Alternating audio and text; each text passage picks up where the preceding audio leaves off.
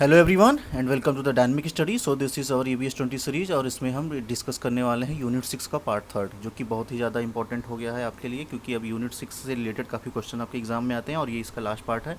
इसमें हम कुछ वाटर से रिलेटेड फंडामेंटल और कुछ वाटर पॉल्यूशन से रिलेटेड चीज़ों के बारे में डिस्कस करेंगे।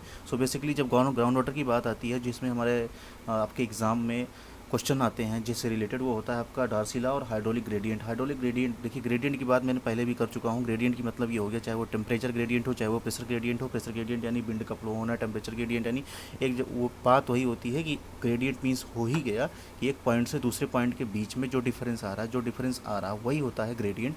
जैसे कि इसमें जब भी बात की जाती है, इसमें बात की जाती है कि हेड के बारे में, वाटर के हेड के बारे में, जो भी वाटर टेबल होता है उसके चेंजिंग की जो स्लोपिंग होगी उसकी, उससे डिफरेंस जो भी आएगा, फिर उन दोनों के बीच में जो डिस्टेंस होगी उसी को हाइड्रोलिक ग्रेडियंट बोला जाएगा।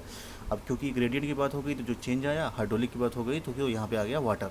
तो बेसिकली चलिए इसमें क्या कहते हैं, वो ये कहते हैं कि इन अनकन्फाइंड एक्यूफर, किसमें, अनकन्फाइंड एक्यूफर में the slope of water table, water table कहाँ है, वो सीधा सीधा फिगर में दिख रहा है, वाटर टेबल वही है। Water table is a measure in a direction of the steepest rate of change is called the hydraulic gradient. वो हो गया, मतलब इसमें ये होता है hydraulic gradient change in a head, जो भी उसका हेड है H2 minus H1 divided by किसमें, हॉरिजॉन्टल डिस्टेंस, जो उनके बीच में डिस्टेंस हो रही है यानी L, उससे डिवाइड कर दिए जाते, तो आपको क्या मिलता है, hydraulic gradient. It is importance because ground water flow is in the direction of the gradient, क्योंकि इसी डायरेक्शन के थ्रू ही होता है, मतलब जिधर ढाल होगा पानी ऑब्वियसली बात है उधर ही बहेगा, of the gradient and the rate proportional to the gradient, जो भी वेलोसिटी होगी उसके डायरेक्टली। अब जो फ्लो हो रहा है इसी को रहा, इसी से डार्सी साहब ने हमारे जो इक्वेशन डिराइव किया था, यानी Darcy law, Q equal to directly proportional to the hydraulic gradient, यानी Q इक्वल टू DH/dl। और यहाँ पे K और A क्या है, K जो है आपका, वो है आपका हाइड्रोलिक कंडक्टिविटी। हाइड्रोलिक कंडक्टिविटी की बात करते हैं जब भी, तो ये होती है कि properties of soil and rock that describe the ease which a fluid usually can through pore space and the fractures। जब भी हम बात करेंगे, देखिए आपकी कंडक्टिविटी की बात हो रही, है, चाहे वो आपके इलेक्ट्रॉन कंडक्टिविटी की बात हो, यानी इसी की बात हो, या फिर किसी भी चीज़ की, चाहे वो मेटल की हो, कंडक्टिविटी की बात हो। कंडक्टिविटी मीन्स होता है फ्लो करना, चाहे उसमें इलेक्ट्रॉन का फ्लो हो और इसमें क्या होगा, आपका वाटर का फ्लो होगा। तो अभी सी बात है कि जहाँ से भी ईज विथ एक्सेस हो जाएगा, यानी ease with the which fluid basically क्या हो जाएगा, यहाँ पे वाटर का मूवमेंट जो होगा पोर और स्पेस के और फ्रैक्चर के थ्रू, वही बताएगा आपकी कि हाँ इसकी हाइड्रोलिक कंडक्टिविटी कितनी है, कैसी है, अच्छी है, बेकार है, क्या है। एम्पिरिकल अप्रोच बाय विच क्या कहते हैं, बेसिकली ये भी कह सकते हैं कि एम्पिरिकल अप्रोच होता है by which hydraulic conductivity is correlated to the soil properties.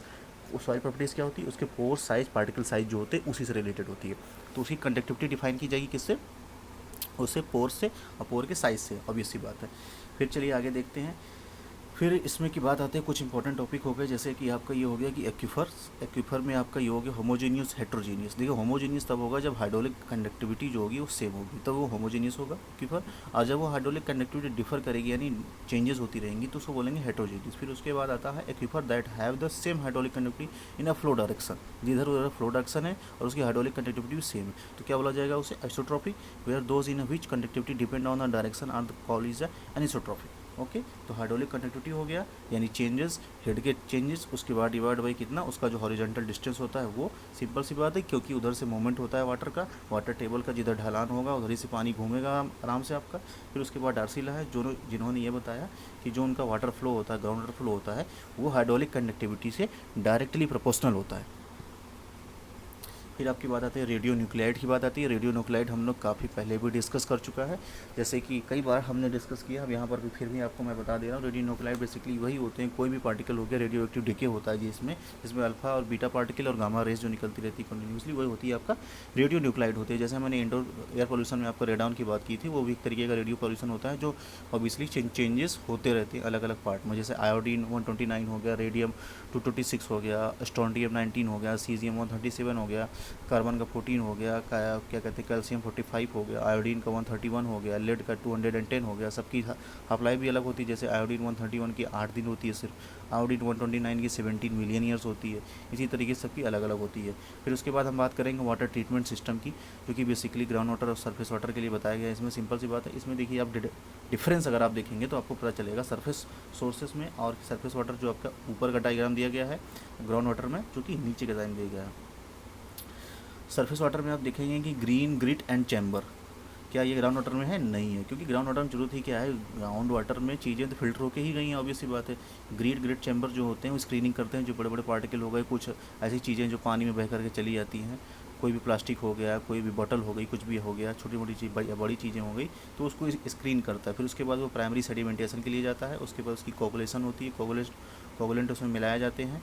फिर उसके बाद कोगुलेंट डोजिंग के बाद ही जस्ट उसका फ्लोकुलेशन होता है। फ्लोकुलेशन में अच्छी तरीके से उसकी मिक्सिंग कर दिए जाते हैं। फिर वो सेकेंडरी सेडिमेंटेशन में जाएगा। सेकेंडरी सेडिमेंटेशन में वो उसको आराम करने दिया जाएगा, उसका डिटेंशन टाइम होगा। फिर उसके बाद उससे नीचे का जो स्लज होगा वो प्रोसेसिंग के लिए आपस में उसको निकाल दिया जाएगा। फिर उसके बाद क्या होता है, डिसइंफेक्टेड डोजिंग होती है, यानी कुछ भी उस पर आप डोजिंग कर सकते हो, जैसे हाइपोक्लोरस हो गया, फिर क्लोरीन हो गया, ओजोन हो गया, जो भी हो गया, फ्लोराइड डोजिंग होने के बाद उसको डिस्ट्रीब्यूट कर दिया जाता है। ग्राउंड वाटर में सेम प्रोसेस होता है, एरेशन कर दिया जाता है डायरेक्ट। एरेशन के बाद उसका लाइम सोडा एश डोजिंग कर दी, यानी फ्लोकुलेशन की बात होती है, रैपिड मिक्सिंग होती है अच्छी तरीके से। फिर सेडिमेंटेशन, ऑब्वियस है बात है, इतना याद रखना, फ्लोकुलेशन के बाद ही सेडिमेंटेशन होता है। फिर उसके बाद उसका रिकार्बोनेशन, फिर फिल्ट्रेशन, फिर डिसइंफेक्टेंट, कॉन्टैक्ट और डिस्ट्रीब्यूशन। कभी कभी ये सीक्वेंस भी पूछ लेता है ग्राउंड वाटर सरफेस वाटर के लिए आपके एग्जाम में, तो इसको ध्यान से रखिएगा। सरफेस वाटर ग्राउंड वाटर में बीच बीच में क्या डिफरेंस है, जैसे रिकार्बोनेशन हो गया, इसमें ऐड है, उसमें नहीं ऐड है। सरफेस वाटर में आपके रिकार्बोनेशन नहीं है, फिर इसमें क्या, उसमें डायरेक्ट आपकी एरिएशन हो रहा है, और उसमें क्या हो रहा है, स्क्रीनिंग और ग्रिड चैम्बर हो रहा है। ऐसी चीज़ों को आप ध्यान में रखेंगे। फिर उसके बाद क्या आता है हमारा फिल्ट्रेशन की बात, जो बेसिक चीज़ें करेंगे। देखो फिल्ट्रेशन बेसिकली यही होता है, चीज़ों को फिल्टर करना, फिल्टर आउट करना, जो भी बड़ी चीज़ें होती हैं। Filtration is one of the most widely used and effective means of removing a small particle from the water. क्या होती है? Effective means of removing a small particle from the water. Drinking water filtration, the most common technique is called a rapid depth filtration. The rapid depth, rapid भी है, depth भी है। Rapid depth filtration, the rapid depth filter consists of the layers of the carefully sieved filter media such as the sand, anthracite, coal and diatomaceous earth on top of the bed of the graded and the gravel. ये होता है आपका filtration, मतलब वो filter out करेगा। कुल मिला के बात यही होती है बस। उसके बाद डिसइंफेक्शन भी बहुत सारी चीज़ें होती हैं। डिसइंफेक्शन में आप जैसे हो गया क्लोरीन गैस, सोडियम हाइपोक्लोराइड और calcium hypochloride, the dose chemical react in water. देखो क्लोरीन की यूज करने का मतलब ये होता है चीप होता है, बस और कोई बात नहीं है इसमें। React in water to produce the dissolve chlorine, hypochlorous and hypochloride which all contribute to the free chlorine concentration. इसका इक्वेशन भी पूछा जाता है आपका। क्लोरीन का रिएक्शन आपका वाटर से किया गया तो हाइपोक्लोरस क्या बन गया आपका, एसिड बन गया। फिर उसके बाद क्या होता है, वो हाइपोक्लोरस एसिड डिसोसिएट हो जाता है किसमें, हाइपोक्लोराइड आयन में हो जाता है आपका। Ozone is the most powerful disinfectant and is more effective against the cyst and virus than the free chlorine. Obvious सी बात है, लेकिन कॉस्ट ज़्यादा होती है। कुछ डेवलप कंट्रियाँ जो होती है जैसे यूएसए में, उसका वहाँ पे ओजोनोलिसिस यानी ओजोन ट्रीटमेंट किया जाता है आपका सीवेज ट्रीटमेंट में या वाटर ट्रीटमेंट सिस्टम में। फिर उसके बाद आती है आपकी हार्डनेस, एल्किनिटी की बात करते हैं। एल्किनिटी की बात जब भी हम करेंगे तो उसमें बाइकार्बोनेट, कार्बोनेट की बात करेंगे, और हार्डनेस की बात जब करेंगे तो कैल्शियम और मैग्नीशियम का बाइकार्बोनेट की बात करेंगे, जो कि टेम्परेरी होता है। परमानेंट में क्लोरीन और बाकी चीज़ों की जो होती हैं उसके सल्फेट के बात करते हैं। फिर इसमें देखिए कुछ इंपॉर्टेंट कैटेगराइज में 20 को डिवाइड किया गया है, soft, moderately, hard and very hard. इसमें देखिए मिली इक्विवेलेंट पर लीटर और उसके बाद मिलीग्राम पर litre as a calcium carbonate के 20 की हार्डनेस को बताया गया है। सॉफ्ट की क्या होती है, सॉफ्ट की लेस देन 50 होती है हार्डनेस, मिलीग्राम पर लीटर। मॉडरेटली की क्या होती है, 50 to 150 मिलीग्राम पर लीटर या ppm कह लीजिए आप इसको। हार्ड की क्या होती है, 150 to 300। फिर उसके बाद वेरी हार्ड की क्या होगी, ग्रेटर देन द 300। अब कुछ रिमूवल की बात कर लेते हैं, जैसे कि कार्बन डाइऑक्साइड। देखो इक्वेशन की बात कर रहा हूँ, इंपॉर्टेंट टॉपिक की बात कर रहा हूँ जो आपके एग्जाम में पूछे जाते हैं। Removal of carbon dioxide plus calcium hydroxide, calcium carbonate plus H2O। फिर उसके बाद रिमूवल ऑफ कैल्शियम कार्बोनेट की बात होती है, तो कैल्शियम कार्बोनेट आपका जो होगा कैल्शियम बाई 2 HCO3 यानी बाई कार्बोनेट प्लस COH हो गया आपका कैल्शियम हाइड्रोक्साइड। ये क्या करेगा आपका कैल्शियम कार्बोनेट में डिसोसिएट हो जाएगा और वाटर मॉलिक्यूल्स को रिमूव करेगा। Removal of the magnesium carbonate and hardness, अब वो हो गया आपका कैल्शियम का, ये हो गया बाई कार्बोनेट का, अभी आता है मैग्नीशियम बाई कार्बोनेट का। फिर उसके बाद removal of the non carbonate hardness हो गया आपका। फिर removal of the magnesium non carbonate hardness की बात हो गई यहाँ पे। इसी तरीके से होता है। बाकी अब जब भी आप हार्डनेस कैलकुलेट करेंगे, टोटल हार्डनेस क्या होता है, और टोटल हार्डनेस आपका होता है कैल्शियम और मैग्नीशियम को जो भी आप कैलकुलेट करके लाएंगे उन दोनों को जोड़ देंगे। कार्बोनेशियस या नॉन कार्बोनेशियस हार्डनेस भी होता है, आप इसको आराम से देख लीजिएगा। फिर उसके बाद क्या होता है कि जब मेम्ब्रेन लेवल की फिल्टरिंग की बात करते हैं, तो देखो मेम्ब्रेन लेवल की फिल्टरिंग जो होती है वो होती है अलग अलग पार्टिकल साइज उसको डिवाइड कर दिया जाता है। जैसे कि 0.001 से लेकर के 100 तक हो गया आपका, ये माइक्रोमीटर तक इसकी साइज हो जाती है। अब 0.001 माइक्रोमीटर की जो रेंज है वो है रिवर्स ऑस्मोसिस की रेंज। जिसमें आप थोड़ा बहुत पार्टिकल क्या होता है एक्वस साल्ट्स को और मेटल आयन को कुछ पार्ट को रिमूव कर लेंगे। इसमें आपका रिवर्स ऑस्मोसिस और नैनो फिल्ट्रेशन की बात भी की जाती है। अल्ट्रा फिल्ट्रेशन की बात जब भी हम करेंगे तो ह्यूमिक एसिड और कुछ वायरसेस को रिमूव करेगा, जो कि आपका 0.001 से लेकर के 0.01 तक के माइक्रोमीटर तक की चीज़ों को कवर करता है। फिर 0.10 आपका माइक्रो फिल्ट्रेशन हो गया, 1 तक का हो गया ये। फिर कन्वेंशनल मीडिया हो गया, जिसमें आपका bacteria, algae, cyst, sand, silt सब कुछ इसमें आपका आराम से फिल्टर आउट कर दिया जाता है। तो ये चार्ट अच्छे से देख लो, इससे रिलेटेड भी आपके एग्जाम में क्वेश्चन पूछे जा सकते हैं। The purified water is called as the, क्या कहते हैं उसको, permeate, and the at the influent water treatment is called as a feed. Okay, यानी influent water for treatment is called as a feed. फिर आपकी आती है वाटर ट्रीटमेंट प्लांट।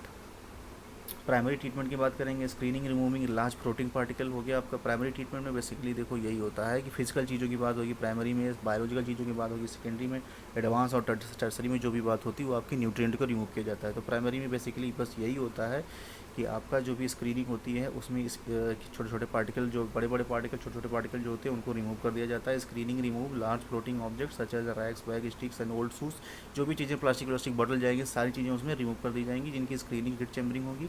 ये आपका प्राइमरी ट्रीटमेंट का पार्ट होता है। After screening the waste water process into the grid chamber में छोटे छोटे पार्ट जो उसमें चले गए रहेंगे उस स्क्रीन से छट करके grid chamber where it held for the few minutes.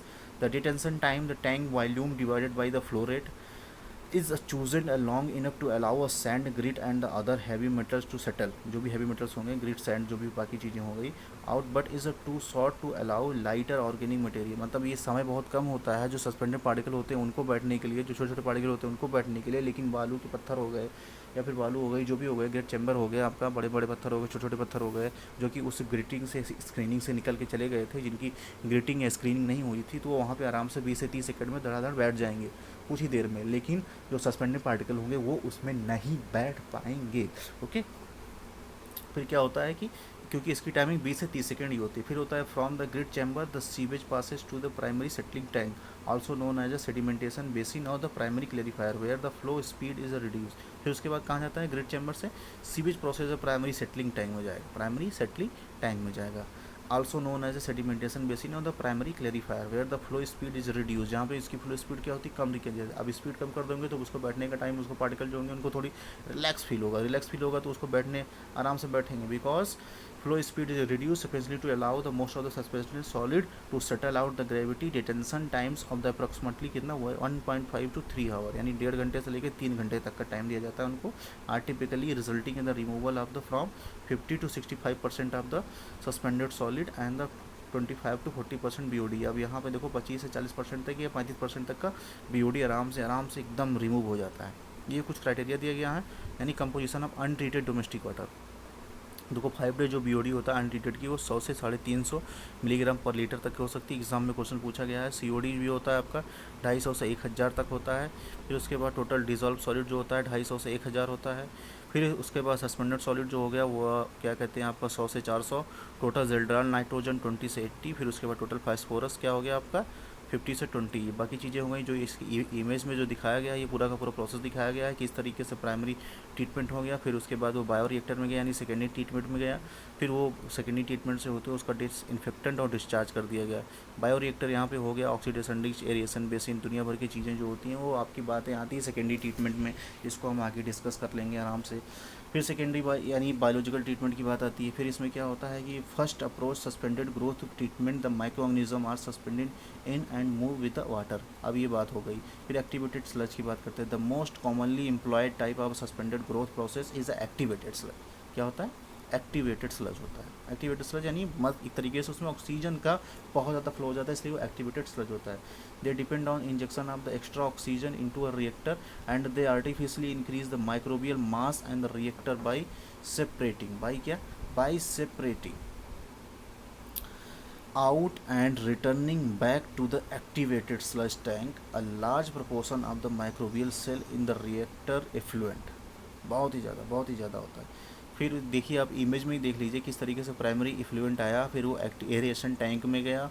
Aeration tank के बाद किस तरीके से उसमें अच्छे तरीके से उसको RAS हो गया उसका, एक तरीके से अच्छे से मिला दिया गया। फिर उसके बाद क्या होता है, WS वेस्ट क्या होता है आपका, वेस्ट एसिमिलेशन टाइम होता है एक तरीके से। फिर उसका सेकेंडरी क्लेरिफायर होता है, फिर सेकेंडरी एफ्लुएंट उसका एक तरीके से निकल जाता है। फिर इसमें F/M रेशियो जो होता है is a too high, meaning also the theta C is a too low, because cells are being wasted too rapidly, then BOD removal efficiency will be low. Obvious सी बात है। जैसे ही क्या कहते हैं कि इसमें क्या होगा कि because the cell being wasted too rapidly and then the BOD removal efficiency will be low, आराम से क्या कहते हैं BOD की रिमूवल एफिशिएंसी क्या होगी, अपने आप लो हो जाएगी। अगर F/M यानी फूड और माइक्रो ऑर्गेनिज्म का रेशियो ज़्यादा होगा, फूड और माइक्रो ऑर्गेनिज्म का रेशियो अगर ज़्यादा होगा तो ऑब्वियस सी बात है देन BOD रिमूवल एफिशिएंसी अपने आप कम हो जाएगी, सिंपल सी बात है। फिर आपका ये देखते हैं कि एरेटेड लगून ऑक्सीडेशन पॉन्ड क्या होता है। देखो एरेटेड लगून हो गया, ऑक्सीडेशन पॉन्ड क्या हो गया। Oxidation pond are largely shallow pond. क्या होता है लार्जली, देखिए ऑक्सीडेशन पॉन्ड जो होता है बेसिकली, इसको अब एक तरीके से देखो हम आपको बताते हैं, सिंपल वे में आपको समझाते हैं कि ऑक्सीडेशन पॉन्ड क्या होता है। ऑक्सीडेशन पॉन्ड को या तो आप एरोबिक, एनारोबिक या फैकल्टेटिव पॉन्ड भी बोल सकते हैं, क्योंकि इसमें दोनों प्रोसेस होता है। आल्सो कॉल्ड लेगून्स और द स्टेबलाइजेशन पॉन्ड भी बोला जाता है इसको।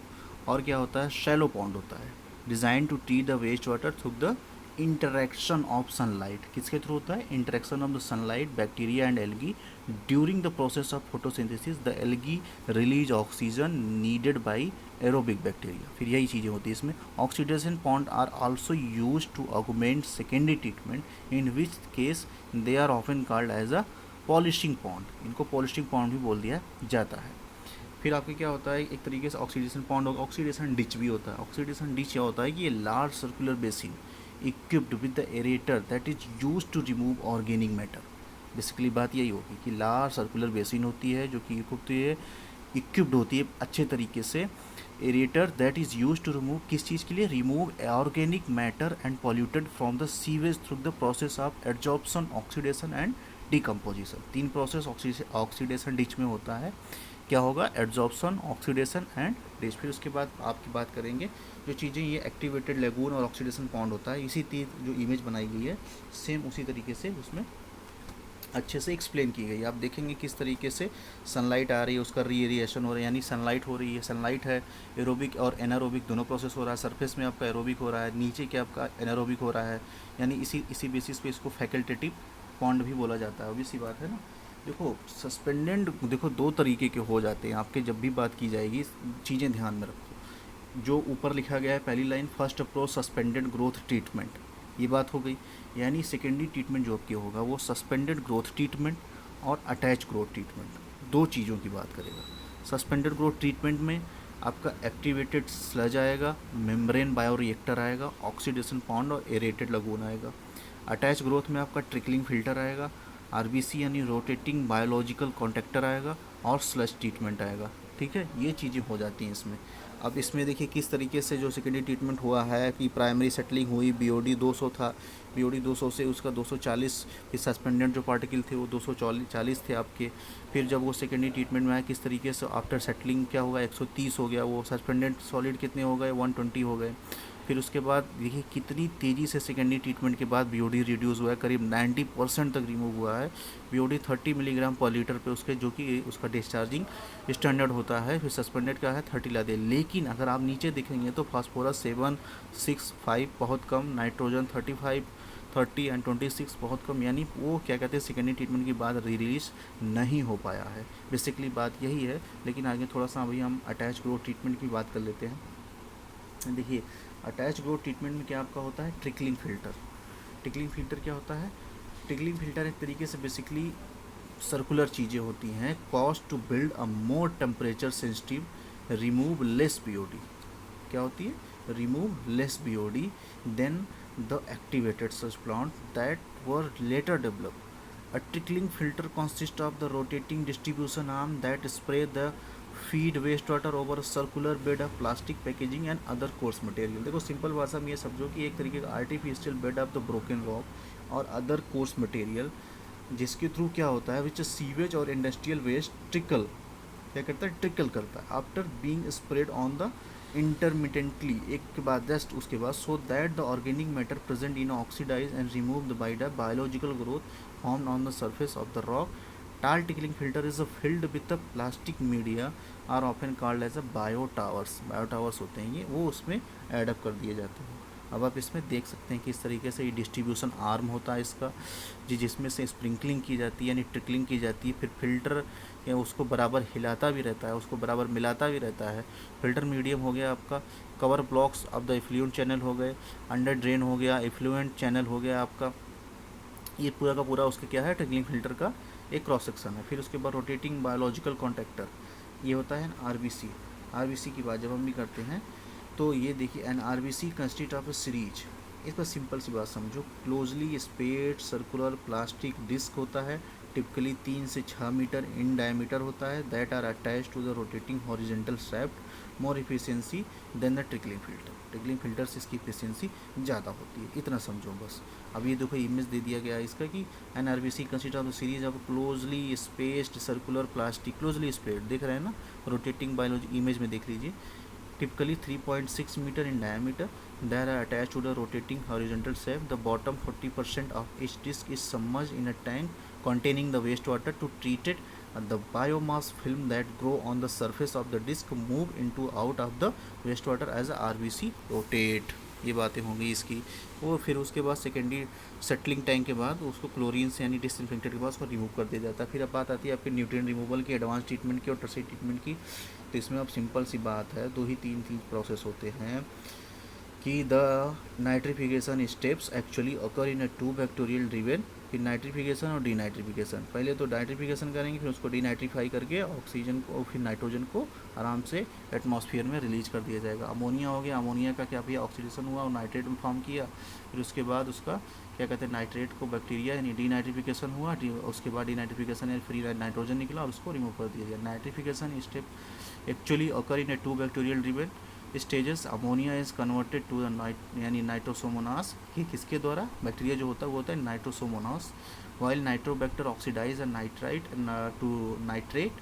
The combination of step can be summarise दिया गया है नीचे साइड। फिर फास्फोरस रिमूवल में सिंपल सी चीज़ है, एल्युमिनियम सल्फेट को फॉस्फेट स्टार्ट कर देंगे, वो एल्युमिनियम क्या कहते हैं फॉस्फेट होकर प्रेसिपिटेट होकर बैठ जाएगा, फिर उसको आराम से ईजिली रिमूव कर लिया जाएगा। ये होता है आपका नाइट्रोजन रिमूवल, कि नाइट्रोजन रिमूवल हो गया, फास्फोरस रिमूवल हो गया, इसी तरीके से जस्ट उसको आराम से बाहर कर दिया जाता है। देखो बेसिकली चीज़ें अब इतना ही समझ लो कि डिटेंशन टाइम्स कुछ होती है, जैसे टैंक का वॉल्यूम हो गया, फिर उसके बाद उसका फ्लो रेट हो जाता है। देखो फिर वेस्ट वाटर, देखो सिंपल स्टेट, वेस्ट वाटर आपका स्क्रीनिंग के लिए गया, जहाँ पे बार स्पेस उसके 2 से 7 सेंटीमीटर होते हैं। स्क्रीनिंग की जो बार स्पेसिंग होती है वो 2 से 7 सेंटीमीटर होते हैं, जिसमें ग्रिड चैम्बर भी लगा होता है। फिर उसके बाद ग्रिड चैम्बर में वो फ्यू सेकंड 20 से 30 सेकंड के लिए जाता है। फिर उसके बाद अगर वहाँ से जो चीज़ें निकलती हैं उसको डायरेक्ट लैंडफिल में आप डिस्पोज कर सकते हैं, ओके। फिर उसके बाद प्राइमरी सेटलिंग टैंक में जाता है। वो प्राइमरी सेटलिंग टैंक में आप क्या हो गया, सेडिमेंटेशन बेसिन, जिसमें होता है फ्लो स्पीड जो होती है वो रिड्यूस कर दी जाती है, 1 से लेकर 3 घंटे तक उसको बैठा जाता है, 50 से 60% तक वो हो जाता है, रिमूव हो जाता है। क्या यहाँ तक आपको प्राइमरी चीज़ें होती हैं।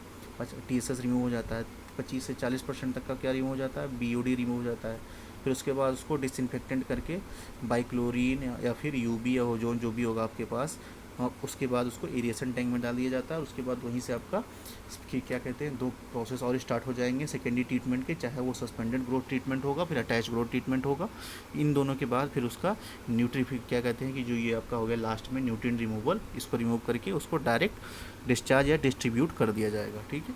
तब अभी चलते हैं, अब नेक्स्ट वीडियो लेके आएंगे बहुत जल्दी। थैंक यू, तब तक के लिए keep on watching, keep on learning.